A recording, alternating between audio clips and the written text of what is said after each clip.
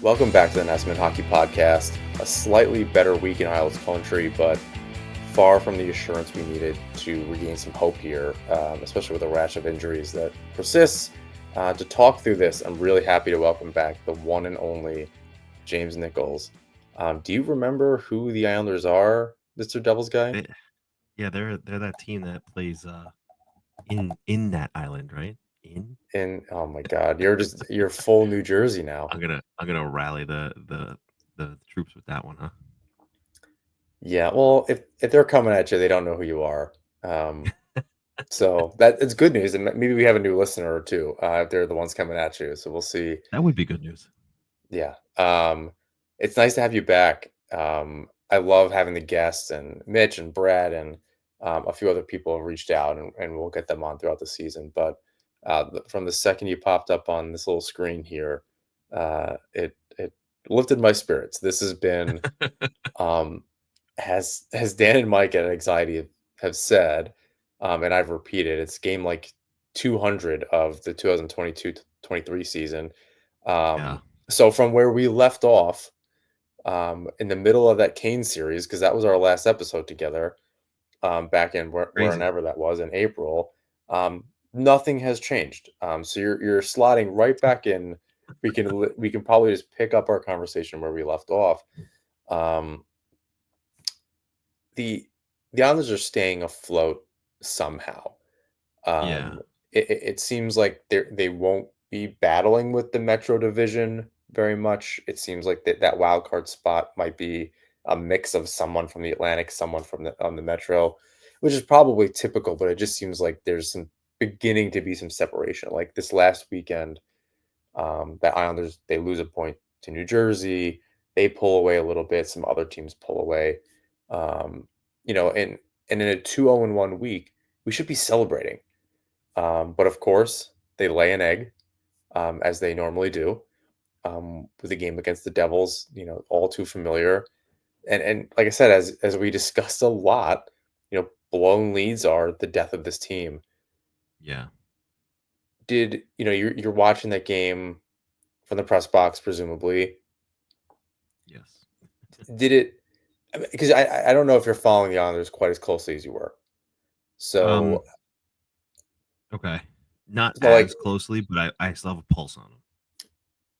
yeah, I mean it's a Metro thing. So and I Yes. I think you're still an Islanders fan at heart. So I'm gonna bank that. Um, did it look as familiar to you? Despite further lineup changes and all this, did it look as familiar to you as it does to all of us? Yeah, well, I'll tell you right now, there was 4 minutes left when they scored that goal to that insurance goal, right? Um, and there's literally a new beat writer next to me, just got hired by his publication. He's like, "Oh, that'll do it, right?" And I was like, "Wait for it." And he's like, "What do you mean?" I was like, "This is what the Islanders do, man. Wait for it."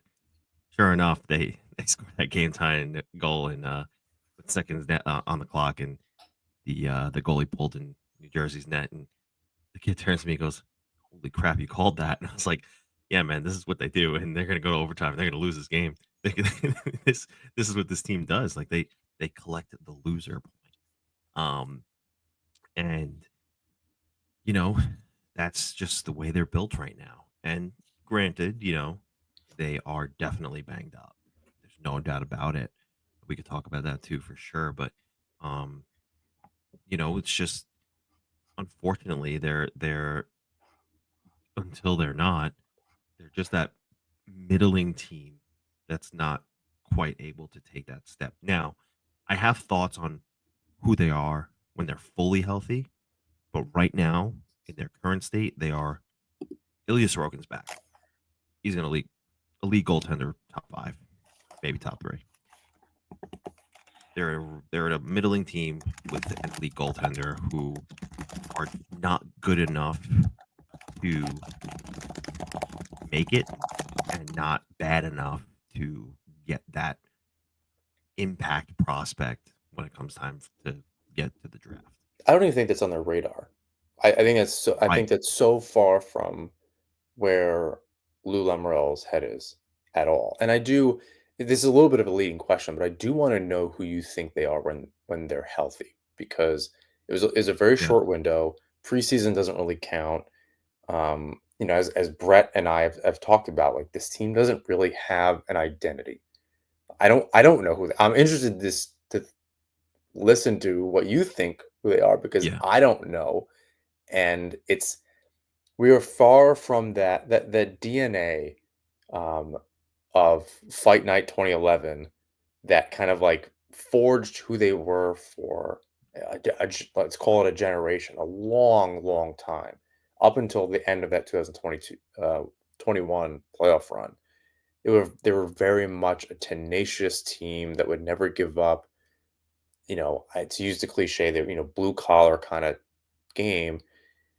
That next season, UBS opens, they kind of lost it. And then now we're three, that's two, 3 coaches from now, or from then. yeah. The roster's changed. Since we've talked, there's a lot of people that are not there anymore. And since we started this podcast, we're in season 6 now. Um, the roster has changed. The lineup has changed. Although Matt Martin snuck his way back in.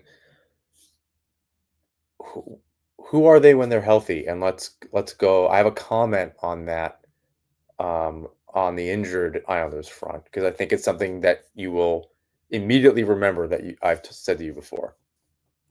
Probably. You mentioned Matt Martin, and then you mentioned the fight night team, and I'm like, they're having a hard time letting go of that identity by bringing Matt Martin back. But I digress. The I have a theory. The team that I see um, currently, I think Matthew Barzell getting injured is for the team right now, the 2024-25 New York Islanders. I think Matthew Barzell getting injured is a blessing in disguise, and I'll tell you why. Yes, they're a better team with him in the lineup, and by no means am I sitting here saying that Matthew Barzell should not be an Islander. I think I still think he's their best player. I still think he's among the elites in this league. I think the problem with the Islanders is that when he's in the lineup, they just look to him to do everything. They don't step up. Now, I'll just pass it to Barzell. Is that a little Just give bit it to of Barzell. the way that he plays, though? Because Brett and I have talked about this, and that he just, and we've kind of reverted. We've had this conversation about Barzell. He does the Tavares thing, where he tries to just do too much. So I think I agree on that front with you. But the team just looks to him like no one's adapting. No one. I think we've disagreed on this in the past, and Brett and I had a good conversation about this Yeah, previously, that he is an elite because he can't adapt his game. Good players, elite players, make those around them better. It's not just a good line. It's not a good line rush and a couple good chances every game. It's fully controlling things, and making like I said, making those players around you better. And he simply hasn't been able perhaps. to do that, because you see Horvat Well, come out of his shell as soon as Barzal's not around. He took over the Islanders last year yeah, on that playoff run, the regular season finish. Doing the same now. it's almost a chicken or the egg situation here. So which is the start? What's worse? Is it or what's making this happen? Is it Barzell being or playing the way he plays, or is it the team not stepping up when he's in the lineup and just deferring to him? It's a true chicken or the egg situation. But in the same breath, I saw glimpses of what he looked like with Declare on that line and Horvat rounding them out. They were a good trio, that those three. I think they make for a very good first line. You know how they do those rankings. What's the top first line in the NHL? I'm not going to say that they're number one. I'm not even going to say that they're number five. But I wouldn't put 15. I wouldn't put them under 15. I think that's a pretty good spot for them, and that's a good first line. Duclair, Barzell, and Horvat. Um, so I think that in a sense, this is a long-winded way of saying this. I think that the injury to Barzell is a blessing in disguise for them because he's only out 4 to 6 weeks, and that's considered long term. But in the grand scheme of things, it's not that long, right? Learn how to play without him. Learn who you are without Matthew Barzell. And when he comes back, don't forget because when he's back, you're adding an elite player who is only going to make you better. Just don't lose what you had when he was gone, right? Because, like you said, Horvat came out of his shell and is doing it now, and is doing it well, right? I think that that's what you need from him. When obviously, it's not a secret. You need that from him consistently, even with Barzal in the lineup, and Barzal should be able to make him better. So that's what I think. I think that my theory here is that they're a team who, under Patrick Waugh, they have to play hard, right? It's almost like he's French Tortorella. You have to play hard, um, and they're never not going to play hard. They're always going to be heavy. They're always going to beat the crap out of you. Um, They're not doing that at all, though. They're behind the puck. it's different. It's different. They're still hitting. Like they're still crushing you. I watched it happen. Like the Romanov on uh, Earlier this who season, yeah, I'm not saying that there's no big hits, but they're not this kind of heavy shift after shift, wave after wave, maybe it's just the tenacious way group. maybe it's just the way that they play the Devils, that they know how to, stay on them. They're very heavy on the puck, and Well, it's a they're veteran always group grinding. playing a much younger team. Yeah, so maybe it's just what I see when they play the Devils, but I still see a team that grinds the shit out of you. Um, they're a little bit more fine detailed under Patrick Waugh. So, and with the better goaltending, that Sorokin's playing better this season. Um, Again, I think that they could be a better version of who they are when they're fully healthy.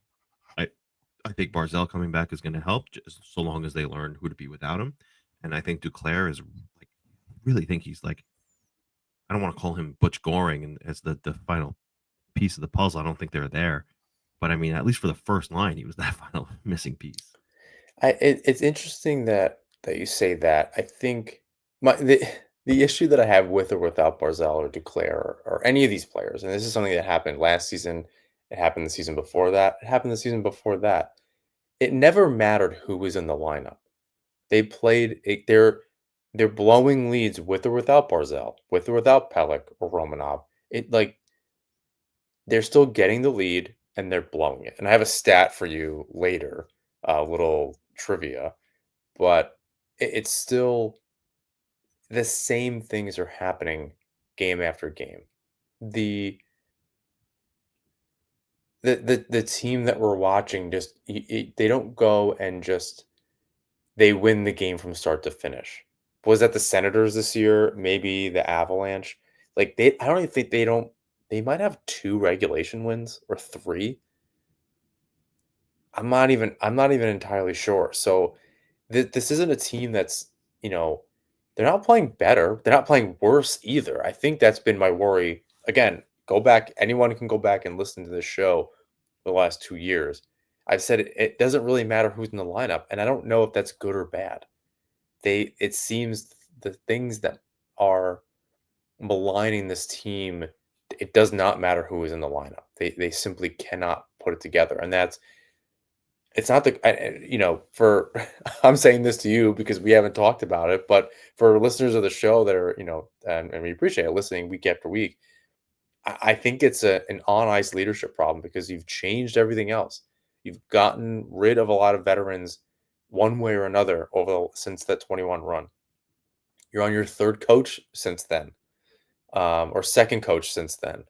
So there's only so much you can change, and to me, Lee has been much better this season. Um, Pajot has been much better this season. There's plenty to point to, and Brett and I have done this. There's plenty to point to that's really good. But at the end of the day, it's not. They used to be more than the sum of their parts, and now it's just a bunch of positives that don't equal anything. They just kind of turned into this team that they don't have an identity. They rely on a couple players. Um, I think to your point though, there can be some good that comes out of this. And as much as I like that line on paper with Duclair, Horvat, and Barzell, I actually think this gives them an opportunity to not put that line back together. Horvat, Lee, and Pajot have been great. Duclair comes back with Barzell. it doesn't really even matter who you put there. That second line is doing really well. That it could be Holmstrom, it could be, let's I see what like Siplikov, brother. I like that kid. I definitely want to dive into him more with you. Because we definitely we didn't even text about that. I don't think so. Um, so I think, the blessing in disguise from all of this, to your point, is I think I'm just taking it in a different direction, that all of a sudden Patrick Waugh has an ability to be creative with his lineup. That it doesn't Horvat doesn't need to be on that line. He's clearly doing something very good with some other players.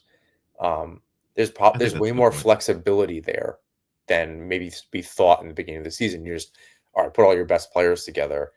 Um, you know, this has been a team that has always just had, even at their best, 3 second lines and a third line.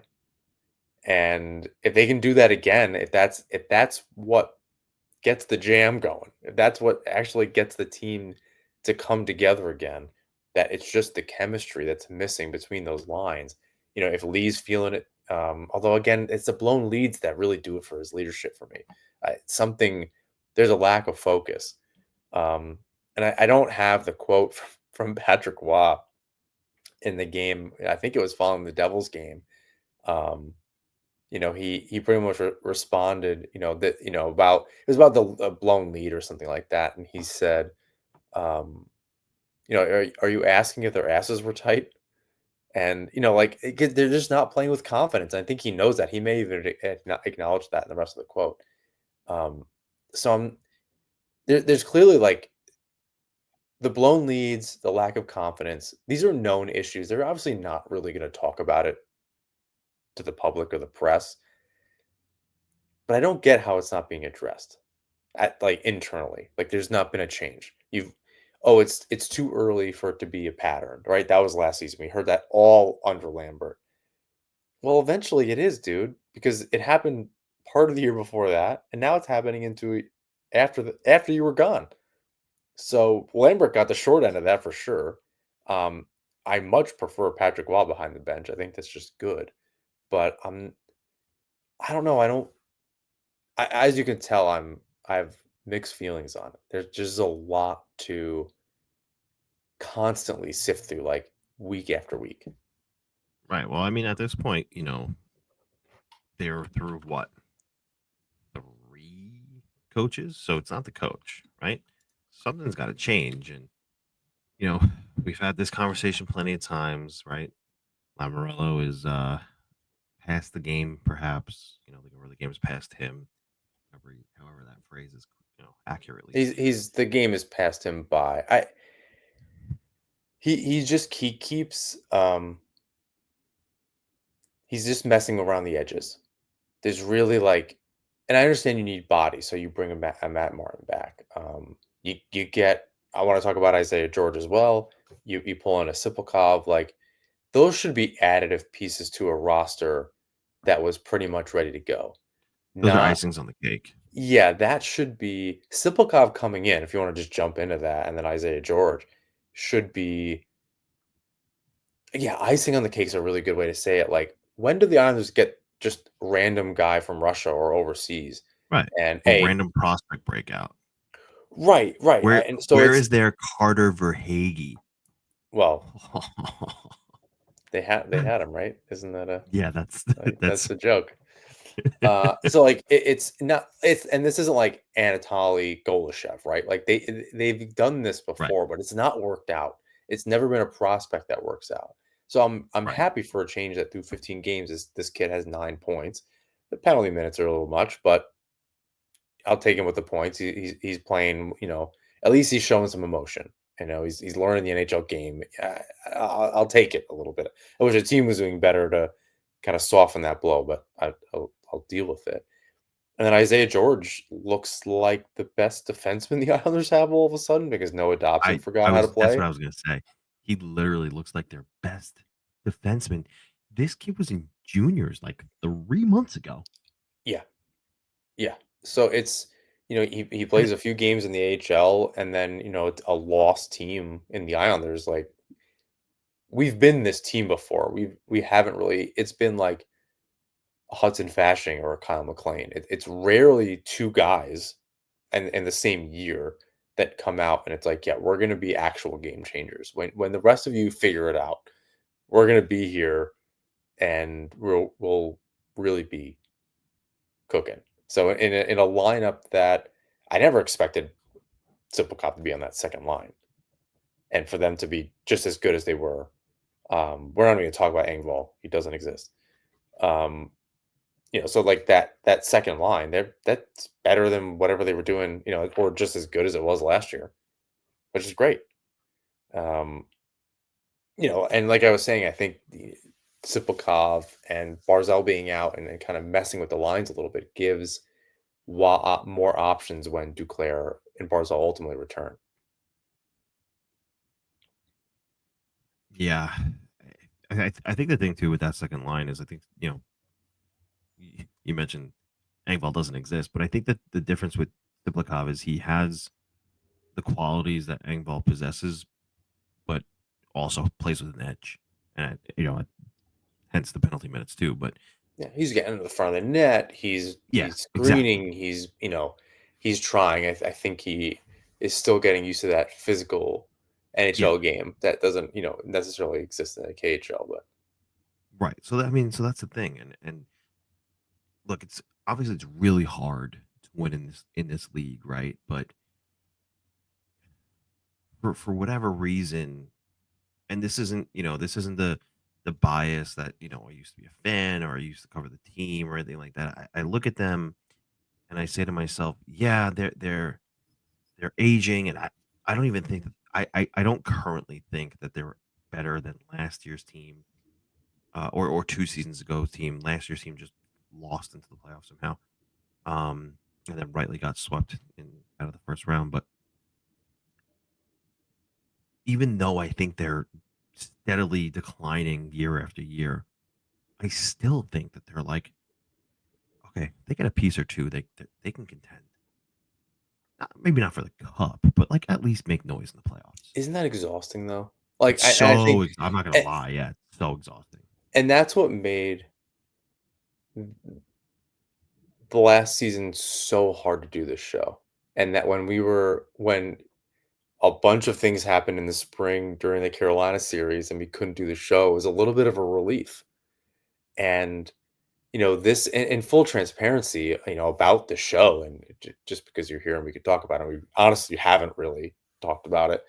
Um, going into this season when you were like, yeah, man, I can't do it full time anymore. And I was like, oh man, this was already exhausting to begin with. Is like, do we just retire it? Because I doing it and trying to find guests, and they've been great. I've had a good time. Yeah, I'm not surprised, but I do feel good about it. It's I don't want it to be this chore because and right, um I was describing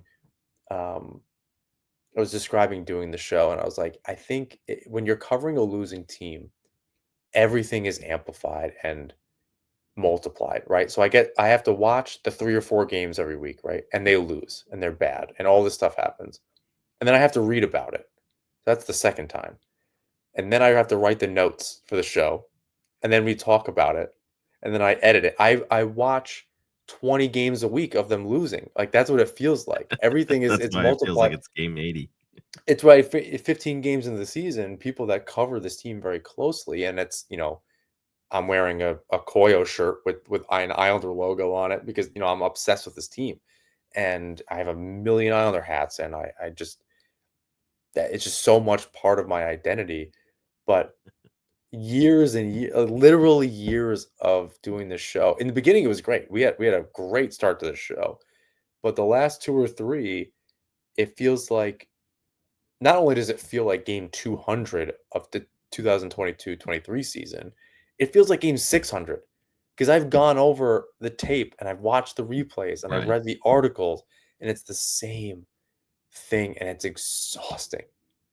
And I don't want to feel like I'm giving up. So I'm Yeah. persevering through. This isn't exactly a story of inspiration, but that's where it comes from where if it sounded at the end of last season like we were just having the same conversation is because at I don't know what else to say. And for in this season, for the first time, we actually do have some different things to say. There are some different players. Yeah. There's the opportunity more than there has been in a long time for things to be different, and it's still the same. So there's still some pieces to move around. But and this was triggered by, oh, they're one or two pieces away. Eventually, you got to do it with what you have. Yeah. It's not always going to be a piece. They've done it with Leo Komarov. With like, I love the saying by Mike Lieboff. When he's talking about older Islander teams, he goes, "Oh, the mercenary Islanders." For the most part, that's how they've made trade deadline acquisitions. Until Pajot and then Palmieri and then Horvat. Before that, the acquisitions weren't these amazing things. They figured it out somehow. And even on those runs, those were good acquisitions. They did some good things. They weren't Bo Horvat though. They Well, weren't right. adding Anthony Duclair. It wasn't a surprise like Sipelkov. These were just players that fit into the lineup somehow. I wouldn't do that again. I didn't like it the first time when it was Leo Komarov on the first line. I wouldn't want that to ever be the answer.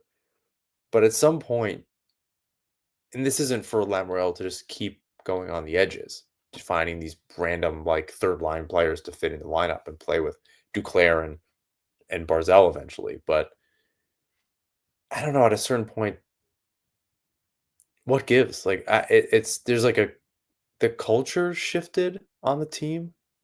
I guess that goes back to the identity conversation. How do how they do that? Like, am I off base here? No, no, I totally understand the question, and I funny, I was thinking about when you were talking about, like, I feel like I've done this for 6 straight seasons, had the same conversation over and over again, but, um, the thing I think about is and, justifiably so, I think you're right, like, that is exhausting.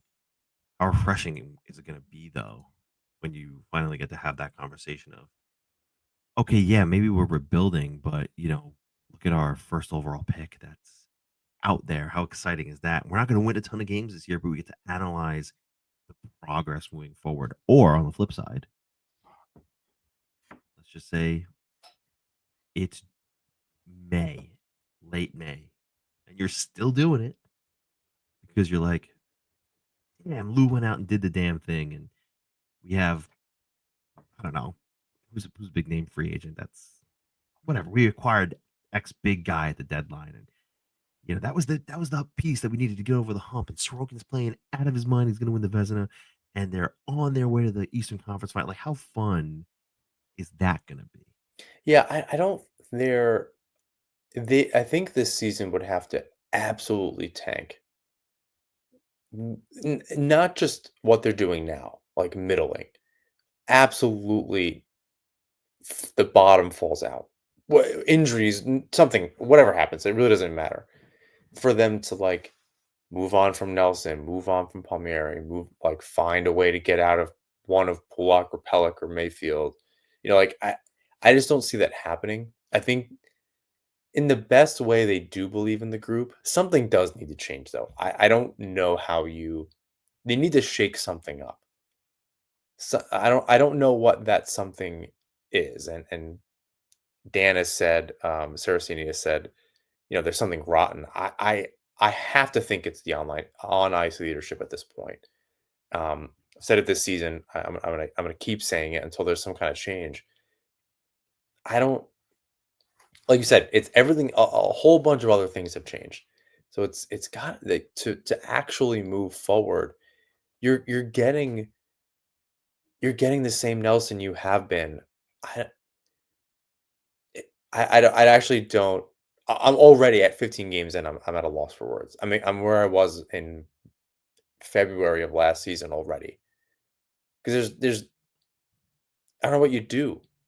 Lamorel put himself in a tough cap situation. It's not like you can just go out and do things. You're eventually going to have Duclair and Barzell back, and hell, by the end of the year, if they're still in the race, they'll be in a really good position having those guys back in the lineup. So you might be right. They could the acquisitions that they might make is just internal, which I hate that saying, but Like, oh, they're getting this guy back from injury. Like that's their deadline acquisition. Like, yeah, it's lazy because they put themselves in a position they couldn't make a trade, but or make the team better. But it could be it. Brett brings some optimism to the show. I don't see it because they've proven otherwise. Like they've raised their head and said like we're just not good at this. And that's despite beating the Penguins this week and having a pretty normal game against the Senators and where it was like a couple hairy moments. I don't think it was just smooth sailing, but like Yeah. they just won 2 in a row and there was a possibility going into that Devils game like we started the conversation that they kind of jump in the Metro a little bit. Some other things I think kind of fall in. It's um, scoreboard watching so early in the season and looking at the standings, like it feels ridiculous, but I don't know. They forced us to think this way Yeah. because like they're living and dying by every period, and it is death by 1,000 paper cuts. Yeah. Yeah. Every game is this like I I think I said this on the show a couple weeks ago that they're playing the Florida Panthers and they were up 3-0 and I'm at a bar and a friend walks in. Oh wow, they're beating Panthers 3-0. I'm like, okay, great. Now they're gonna lose.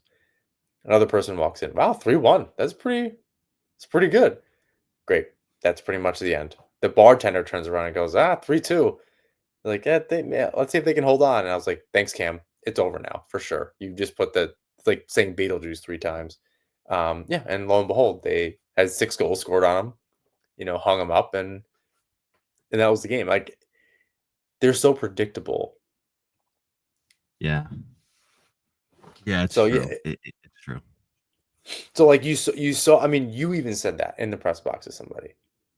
Like Yeah. I did. what optimism is there if you know that outcome? And like I said, they're not going to do it every single game.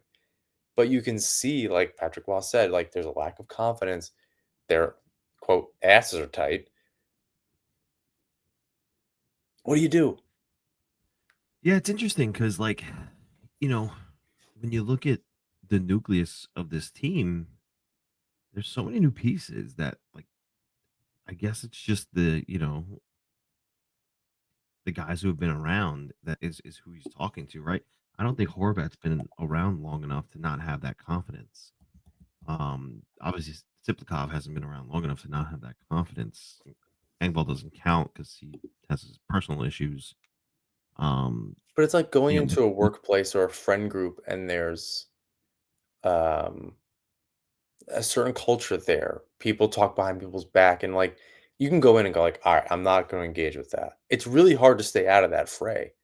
yeah, And eventually if the culture just sucks these guys in, um, it's Ryan O'Reilly in Buffalo kind of deal. I don't think that's exactly what's happening on Long Island, but I think the general idea of that is true. Like something is wrong there. That's kind of forcing them to just not they're just not focused.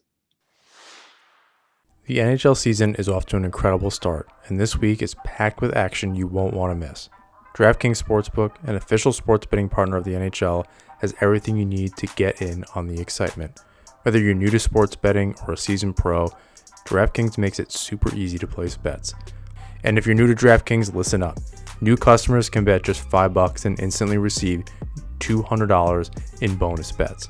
Download the DraftKings Sportsbook app now and use code THPN. That's code THPN to unlock $200 in bonus bets when you place a $5 wager. Only on DraftKings. The crown is yours.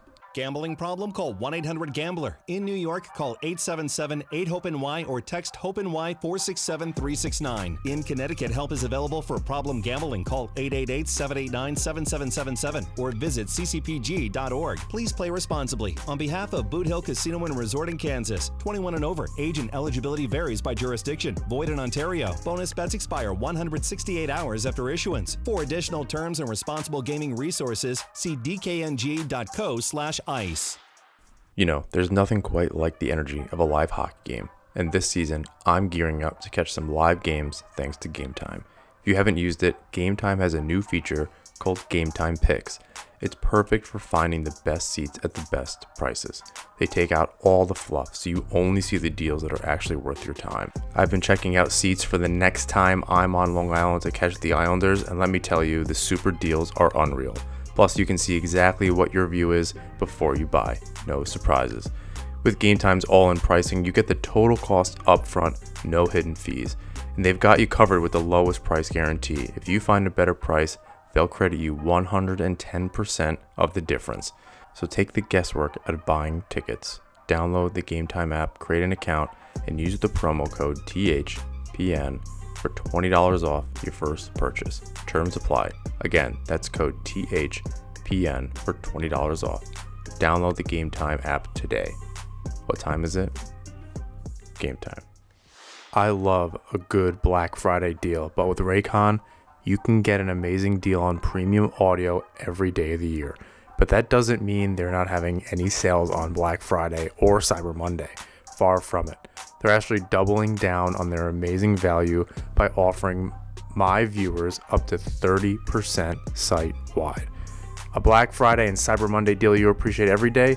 Raycon's everyday earbuds, especially if you haven't checked out their latest model, which includes plenty of new features that make them even more of a must-have for any audio lover. For example, they now feature a 32-hour battery life and multi-point connectivity that lets you pair with two devices at once. Raycon's everyday earbuds also come with active noise cancellation. It's a feature that's a must-have for me on long flights. I travel for work, and I'm on a train, and I'm on a plane, and these earbuds are phenomenal for cutting out the noise while I'm working, if I'm on video calls, or just wanting to listen to music and tune out while I'm listening to my favorite podcast. This feature is not always easy to find, especially at this accessible price point until now. Okay, that's another thing. Although Raycon's quality rivals some of the biggest names in premium audio, Raycons start at just half the price as the other guys, so they're already an incredible deal even before you factor in their Black Friday offer of up to 30% off site-wide. I wear earbuds a lot, playing the drums while I'm traveling, while I'm cooking, walking the dog, and a lot of other styles get really hard to wear for long periods of time, but not Raycons. Raycons everyday earbuds are also available in a variety of vibrant colors, so you don't have to just have the standard issue white or black earbuds sticking out of your ears. I love the black ones, but some of the other colors are super cool. Now there's a perfect time to scoop them up if you haven't already, and don't worry. If you're not as impressed as I am, Raycon offers a 30-day happiness guarantee, so you really can't lose. It's time to save big for Black Friday. Go to buyraycon.com/THPN today to get up to 30% off site-wide. That's right, you'll get up to 30% off everything on Raycon's website when you go to buyraycon.com/THPN. All right, I have a weird question for you, but I knew I was going to ask you this today because I didn't realize it until recently. You ready? Sure. Who's a free agent this summer? On the Islanders? No, big name free agent this summer. I honestly have no idea. It has been not important to me, but I'm interested in who it is. Although like I said, I haven't. The end of cat friendly kind of turned me off to that, and Twitter's weird. So Uh, legally, I work with Puckpedia, but check out yeah, I did hear about that on another site too. Yeah, looks exactly like Puck. Yes, I think I did. I actually do have a link to that now that you say Yeah. it. But continue. Anyway, so we know that Lou Lamoriello thinks that anybody under age 79 is young. You know, you just look at some of the top free agents this summer, and there's one really interesting guy who, I don't know, maybe he's a fit. Trevor Zegras, I don't know. No, no, no. I'm talking. He's a veteran. Been around. Ex-Islander. An ex-Islander. Defenseman? Devin Taves. I don't know what his deal is in Colorado. I'm He's a still mad forward. about that. What's that? He's a forward. I have no idea. Just tell me. This is killing me. Does this team need John Tavares back? We're not having that conversation. That would never happen. I don't think no Come one on, is man. He made his prepared for that. money. He made his money. LeBron James the shit out of this. Go home, quote unquote, and bring Long Island that championship. Help them out. Come on, why not? I'll say this. The LeBron James thing is very funny. I don't see it. I think No, I think he ultimately stays in Toronto. But I mean, hey, 8 goals, 14 points in 15 games. yeah, but they always do that. Like is this not playoff? Right now, I talk about the Maple Leafs here, but it's the same. They do the same thing every year. They look great in the regular season. You could certainly read enough about it everywhere. So I don't put any money on them to do anything, and I don't expect Tavares to make any noise in the playoffs either. Although he did help them get to the second round, right? Just like the Islanders, but kind of on similar teams where they really didn't have the jam to kind of go further than that, but at least they got there, and Yeah. that may as well be the Stanley Cup. We'll hang that on the Florida Panthers forever, even though they won the real Stanley Cup since then. So I don't know that we can do that anymore. But yeah, I don't see that as a. I think the whole thing is this group needs to do it without him. So, and it's important now. If like a whole bunch of players leave and it's truly just different, right? It's like almost none of the guys or none of the guys that were No, there. that doesn't make any sense to me. No, You I have wouldn't him. want him to do it with this group. I'd want it would need to be a different situation. Come on. 90% of the picture at the wedding the summer that he signed with Toronto is still on that team. Yeah, You know what I'm talking I'm about? not That saying picture where he's at the wedding, yeah, he he's looks like a sitting down, wet everybody else blanket around him's with having a a good time, beard. and he's just sitting there like, the fucking robot that he is, right? What a And nerd. he's a super nerd, but dude, Matt Martin, Casey Zizekas, Anders Lee, and the great thing about it would be that Anders Lee is the captain. Oh, love. I would love to He also watch. doesn't deserve to be captain after this season, Lee. I would. So, Well, he's not the captain in Toronto. Oh, you mean Anders Lee? Anders Lee. Yeah, So I yeah, think. I neither of think. them should be captain on I Long think Island. the. I think the C is going to go to Bo Horvat. We can talk about 100%. That that. might be the missing piece. That transfer might be the missing piece. Could be, but regardless, like he comes back, not the captain. Come on, all those guys are still there. Brock Nelson. So I think that's the problem. You're like trying to get the gang back together, and like you had a good high school hockey team, and you're like, let's do one more run. And now you're like 38, and you're just like, we should do a beer league tournament. And yeah, you all suck now. Like you're not good. No, no, no. And you know what? Because I play with those guys now, and I'm trying to relive high school stuff. It's not pretty. Don't do it. Like it just doesn't. It might be fun. It might be a good story for like a second.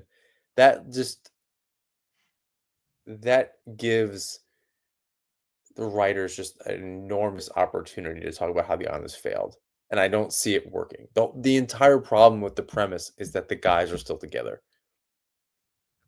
And to me, and if you ask a lot of Islander fans, how long has it been? I mean, the entire end of the contract, almost 7 years, right? Um, for Tavares in Toronto, anyway. The whole point would be that they did it without him. If there's Hang on, anything, hang on. He comes back, right? I'm looking at the. I can't believe that website. we're talking about this right now. Like you came back on the show and this was your agenda. I just like can't. Oh I can't yeah, believe it. baby, we're just stirring the pot here. He comes back, right? Okay, you want to keep Lee, Horvat, Pacho together. Well, I mean, this is next year, so let's say it's a little bit different, right? He's the big name We acquisition. are off the rails. Oh, we're off the rails. Let's do it, brother. Um, Oliver Wallstrom, send him to the freaking moon. He's gone. Ugh. So you slide Holmstrom down. I'll Maybe send he's him on the to fourth. Neptune's moon. Yeah, send him to Neptune, the coldest one. Matt Martin not coming back, right? So now you can put Cizikas. Cizikas is well, I mean, maybe not coming back. Who the hell knows? But Cizikas on the fourth line with McLean and player X. Maybe it's Holmstrom, right? You slide Pajot back down to the third line where he's either centering or playing the wing for John Tavares, who's the third line center on the Islanders behind Bo Horvat and Brock Nelson, with the first line being Siplikov because he's going to score 30 freaking goals this year and he's going to work his way up to the top line next to Bo Horvat and Matthew Barzell. Dude, that team gets me excited. I mean, I think the storyline is exciting, but I I think out of principle, I don't want it. Again, I think this team needs to do it. If this is the group that is going to win a Stanley Cup, they are far from it. They could not close a game out against the Devils on Saturday night. They are way more than a John Tavares away. But if you're going to do something like that, it means that those other guys are gone. That you had a massive fire sale because your team hit rock bottom by Christmas, and you brought him back in the summer to bring some semblance of sense back. And I don't even think that's the answer. Like, I don't think that would accomplish that goal. Lamorel does some crazy things. He's not gonna go through a rebuild with the Islanders. And I don't even think one of those moves, man, that'd be some blowback. I'm not entirely sure. I also didn't follow the LeBron thing very closely, so I don't even know how the logistics of that. I don't know how fans reacted. Um, I don't know any of that. Well, they weren't happy, Well, I because know when he left, he wasn't happy. Well, they weren't happy, but well, they when they he, weren't happy for a while because he took out an entire hour on ESPN to make the decision, and it was between like 6 teams, including Cleveland, and then he goes, "I'm gonna take my talents down to Miami," and it was like, "Whoa, dude! Like, no, I first of remember all, that. I who the mean, him coming hell are back. you?" Well, coming back, I mean, Kyrie was there, and everybody was like, "Yeah, this is the best. We got our guy back. Like, we don't hate you anymore." Like, it was immediate flip of a switch. They friggin' welcomed him with Are open the arms. Like, Islanders yeah, that though? no, Islander fans super aren't not. that way. There's a big difference between Ohio and New York. It's not in Long Island. It's not the same at all. Tell me more about But that. well, I mean, people in Ohio are nice. Like you walk down the street, they're like, "Hey, how you doing?" You go to Long Island, they walk down the street. If you're walking a little bit too close, they're punching you in the head. But um, I think that's Staten Island, but it is close. they're both islands, whatever. We're That's so a back. that's a reach if I've ever heard one, but we're gonna let you. You are digging a hole, friend. You're consider yourself lucky you're not on this show anymore because you are digging a hole that you cannot get out of. We haven't done this in a while. I'm just trying to have some fun. Um, I forgot where I was going with this, but yeah, I don't I know. understand. I So, think I understand. so the just for argument's sake, I this is not going to happen. I'm not stupid. I'm just messing around here. But for argument's sake, he comes back. That everybody's like pissed off about it, and then game one he scores a freaking huge goal, 4-3 overtime win. Everybody's like, "John Tavares back, yeah, baby, let's go!" Like like Frank Borelli is just tweeting the shit out of that, and they're just having a great time with that online. It's just for 30 seconds, everybody's going to be pissed off. And then once something great happens, that's it. It's over. Everybody's happy again. And then when he makes his first mistake, they're going to hate him again. That's just what we do. That's what we do. I All think right. Let's stop talking about John Tavares. Why'd you bring him up? yeah, I think the here I'll bring it back to earth for a second. The issue with the Islanders is that the longer it's gone on since that summer, the less of a chip on their shoulder they've had. And that's kind of the issue. And bringing him back with this group would admit that he was right. Now, he's done nothing. Like, yeah, he has a good regular season. I don't want to take that away from him, but Essentially nothing other than the most notable thing of late is that he's no longer the captain of the Maple Leafs. Um, whether as reluctantly as he gave that up or whatever the case was. But I think an admittance of bringing him back would be an admittance of something, and I don't know that that would I don't know that would do well with the group. Now, I think it would be interesting if because Staple did talk about this in the beginning of the season. I can't remember where I heard that, but or read it, or maybe it was in jest too. So it may not have even been serious. But I wonder the team needs a fire lit, and maybe none of these guys give a shit about that because they weren't around, but or less of them were around at this point. They need something. It's almost like a threat. Like, how You know do what's you, like, funny? leverage it like that or something? You know what's funny? I just thought of a wrestling reference. I don't know if you're gonna get this, but stay with me here. You know who John Cena is. Yes. Okay, do you know who Roman Reigns is? He's like the current big guy. That name does not ring a bell. Okay, he's the current big guy in WWE, right? And he now is like the biggest thing, like biggest name. He sells the headlines. But back in the day, 10 years ago, he was struggling to, find that voice for himself, right?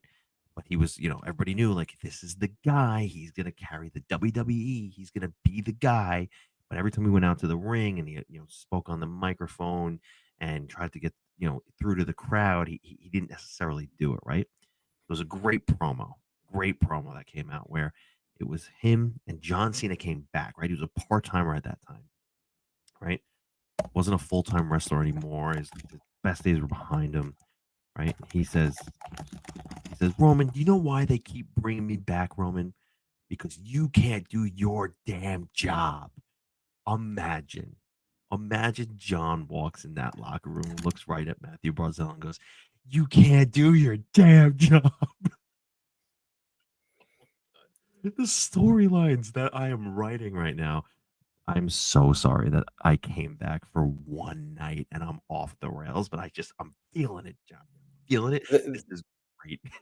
there's there's definitely theater in that, much like wrestling. I understand what you're doing. I think I'm as usual, which is probably what made us a good team, is I'm completely on the other side of that, where, um and That's okay. this team well, I'll ask you this question, again, a leading one. What what made that team successful after Tavares left? What like, it's something really easy that you can point to, like, The first thing that comes to mind is the us against the world mentality. Everybody wrote us off, stuff like that. they they don't realize that they have something to prove, but they need to Yeah. get Okay. back to that. That's Yeah. that was kind of if I had to boil it down to something, it was, like, it's chip on their shoulder, but they had to kind of prove to the world that they can do it, and they really did it. They really freaking did it. And look, if they're listening or reading or doing anything from even what Paul Bisson, that is tweeting every once in a while. I see one of his Islanders tweets and about not being able to hold leads or any of that. Um, they ought to just start reading and listening to Islanders shit, podcasts, and prove it to us. You're getting booed off home ice at the end of power plays. How are the lack of response is so loud at this point. To not address it as a group, from Lamoriello down to the on ice leaders, they need to get back to that. And that's why I think it's like Lamoriello almost needs to go back, kind of to your like theatric storyline. He's like, if you guys don't ship up and get it together, I'm gonna bring back the guy that you don't want me to bring back. Like, I'm like threaten him with it. I'm not that. I think that's ridiculous, but like, Yes. but you know what I mean, right? Like that. It's almost like there's no bad guy anymore. They've forgotten about him. That was Oh, I the love thing that that you're held going up. there with me right now. I love it. There's no one to. They need to like hate Lamorello. You know how like they do that at work? Like they just you need a scapegoat. You need Yeah. someone to hate. They don't have an enemy. There's no one bringing them together. That was what there was a common enemy when Tavares left. I mean, it was everybody, but it was like him. There was a guy they had a poster of them in the locker room, and they would Yeah. shoot pucks at him. I'm making that up, but like you know what I mean? Like it was like that kind of thing. Yeah, yeah, They yeah. don't have that. They don't hate anybody. There's no fire. It's been for years now, 2 years. They need someone to rally against, and I don't even know. They need a fight night. They need they need something to spark this next step. And like I said earlier, it has nothing to do with who is or isn't in the lineup. The group as a whole needs to find a rallying point. And because, like I said, they've lost the same way against the Devils with or without Tavares in the lineup. Sorry, Jesus Christ. So we did without Barzell or Duclair or anything like that in the lineup. So that was all last season too. It did not matter who was in the lineup. So I want that off the table. The injuries, what did I used to say to you? The professionals figure it out. I don't give a shit, frankly. You're a bunch of professional hockey players and a coach and an organization. I really don't care who's injured, unless it's like that COVID month where the Islanders had like the ECHL team up. Yeah, all right, you're not gonna win hockey games. Outside of that though, figure it out. You are adults. No other profession would be like, well, it's all these excuses. I'm just gonna like not do my job well. It doesn't exist. No one else cares that you're trying. Get it together, from the coach on down. At the same time, you need to. I don't need to hate. You need to hate. Make up a rumor. I don't even care. I don't care what Patrick Waugh needs to do. I think we Make just it need a up. forum. But you know what I mean. Like Yeah, yeah, yeah. there's just no. I can't be more angry than they are. Islander fans and podcasts and writers and anyone outside of the Islanders themselves can't be more emotional and angry and have a more fire than the players themselves. I don't want to hear that they don't give up on each other. I'm watching you give up on each other. Game after game, I'm watching you give up at the end of games on each other without support. I don't want to hear that. I don't believe it. Evidence shows me something different. Figure it out. Or blow it up. Like there's really no options. There's no wiggle room here at all. That's a Lamorello thing. But we have to deal with the reality that we were given. There's no wiggle room. Make it work or throw Yeah. up your hands. You're showing me that you're throwing up your hands though. Right? Like the team is voting with their lack of desire to win. Yeah. They've raised their hands. We don't want to do this. Okay, cool. I won't. I usually try to go to a game when I'm down. I'm not making that effort. Why would I make more of an effort than you are? Right. It doesn't make any sense. So and then, Yeah. again, it's just frustration boiling over after years of watching the same thing. I I'll be mad on my totally couch. understand. Not to mention I live far away. So like if I'm making an effort, it's a serious effort. Right? I got to go to Buffalo. I got to go to Long Island. I got to no. Yeah. I'm not going to do that. It's a pain I in the get ass. it. I do. I understand. There were positives. I think we sprinkled them in, but now I'm tired and I don't feel like going back. Um, we touched on George. I'm really happy for him. I'm happy for the Islanders. Um, what a difference in feeling when even though Dobson, I don't know what he's doing.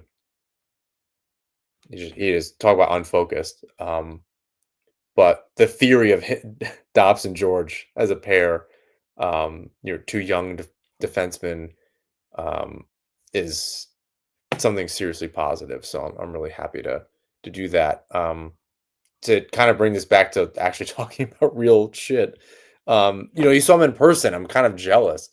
Um, did he look as good from the press box as he did on Yeah. TV? Maybe better. Yeah, no. Super dead, and I'm like, the funny thing is I'm watching this game, and the reason why I didn't recognize who he was at first was because he was just playing so well. And then I was like, wait a minute, that's Isaiah George who just made that rush, who created that scoring chance, who defended so well, who won that puck battle. I was like, holy shit, this guy was in London like literally 3 months ago. Like that's insane that he's just been able to make this transition.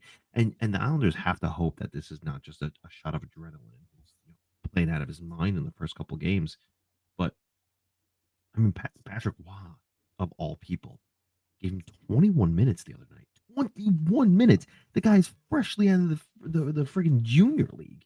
So, yeah, no, he's a player.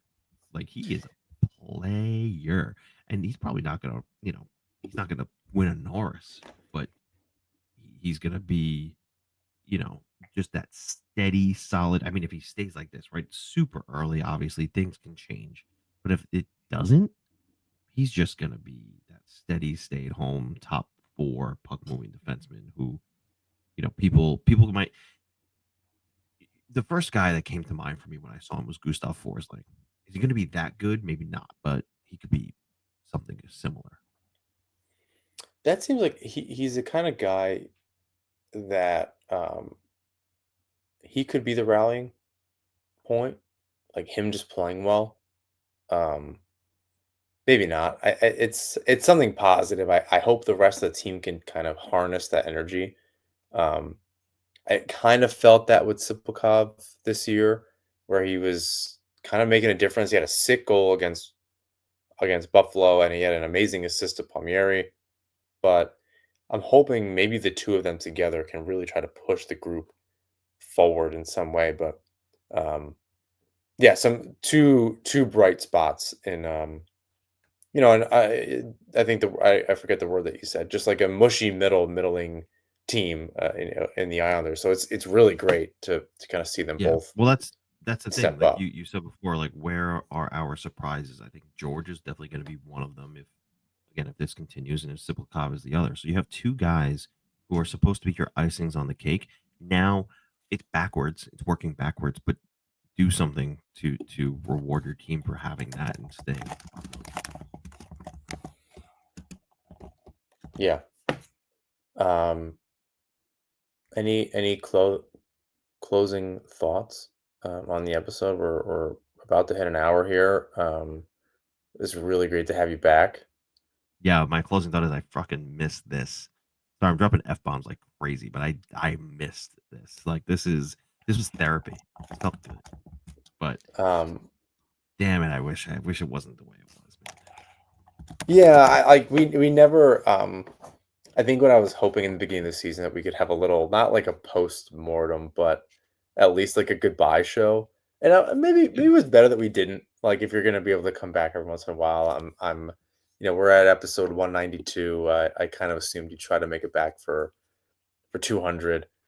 Um, and like I said, I'm thankful for the guests that have come on and people that have reached out and had conversations. So um, it's a good little network that we were able to build up, and so that's partially due to you. But yeah, definitely would like to continue to have you back on the show this season and in and around Devils games, so we make it make sense and yeah, at least in some way, though.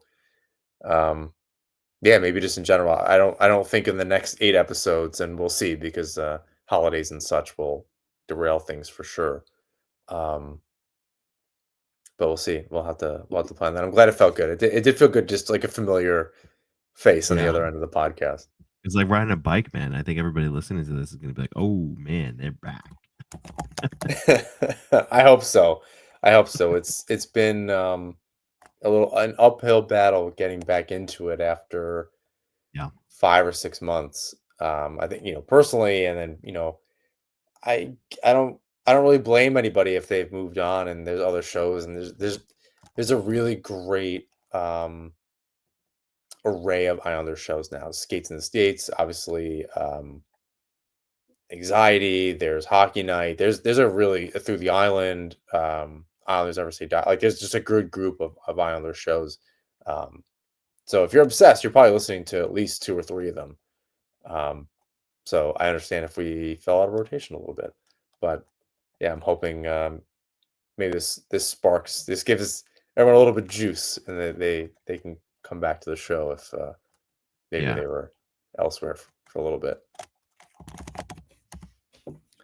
Every time they Uh, every time they think I'm out, they always reel me back in.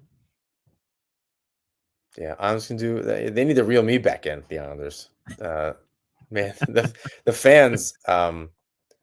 Yeah, I don't think Islander fans are not fair weather. We're not, just hopping on when the getting's good, but um, I think when you're expecting to do well and you're getting 2006, 7 Islanders or that era of Islanders where it's like, oh, they'll just make the playoffs. It's like, I don't know that that's enough. I think we're looking for more. When we get a taste, get a little bit of a taste of it, more than that. So it's hard to, the reality, essentially coming back to the reality of being an Islander fan, where your Stanley Cup is making the playoffs because Pittsburgh loses to Chicago. Um, I'm not sure I'm buying that. Um, there's a lot of stuff I can Islander fans can go do. Um, yeah, I don't want to take a break from this team. They just make it real friggin' hard. Um, maybe the outlet keeps me around. Um, I think we're gonna wrap it up though. Um, Go for it. Please rate, review, subscribe wherever you listen to or watch the show. You can follow NHP on Twitter and YouTube at Nassman Hockey, and you can follow us now on Blue Sky at nassmanhockey.bsky.social. Probably be more active there. Some good conversations already. And one of those things was with Stats by Zach, and that was the trivia. So we're going to do that. I'm sorry we were going to backtrack for 1 second just because we're talking about blown leads and all this stuff. So Dan Saraceni posted something about, the Islanders is continuing to blowing leads. And I said, I'm really interested in how long this season, really over the last 2 or 3 years, but this season, how long they've led collectively, how long they trailed, and how long they've been tied. I want you by percentage to split those up. So this is, I think, through the Devils game, because this was on Sunday that this conversation was happening. So I think by percentage, out of 918 minutes, how long have they led? How long have they trailed? How long have they been tied? Because it was, I want to well, I want to say it's something ridiculous like they've led like 70%. okay, that's what I thought, is that they led a ridiculous amount of time, and then like obviously you're blowing leads, right? Like that's what it feels like is happening all the time. That's what it feels like, yeah. They lead 24.5% of the time. They Wow. trail 29.7% of the time, which doesn't seem right, but they do lose some games just straight up. And they're tied 45.8% of the time. Okay, so that perfectly encapsulates the definition of a middling team. Yeah, you're tied or trailing most of the time. Middling. I think it's worse than that. The fact that are they at NHL 500? I don't even care. It's the it's, if you have to ask that question, don't look it up. Yeah, that's not good. I mean, like that's a number. I was expecting it to be different and kind of have the same reaction, but when when I actually saw what the stats were, I was a little surprised. Um, but it made sense all the same. So I wanted to throw that out there. I thought that was a good little exercise because I think we sometimes you have the reality puts a stat in your head and you think that what might be the answer, and then you see it and you're still right, but for a different reason, or you were right but for the wrong reason. So I thought that was really interesting. So I'm happy that that happened, and Dan asks Stats by Zach to do that. So I'm happy that kind of came out. That all happened to tie us back into the end of the show. That all happened on Blue Sky. So join the conversation over there. It's been good. Obviously, those are characters that you know from the artist formerly known as Twitter, but hopefully we can make a nice little community on a platform with a lot less memes and weird ads and stuff. You can also subscribe to NHP the blog.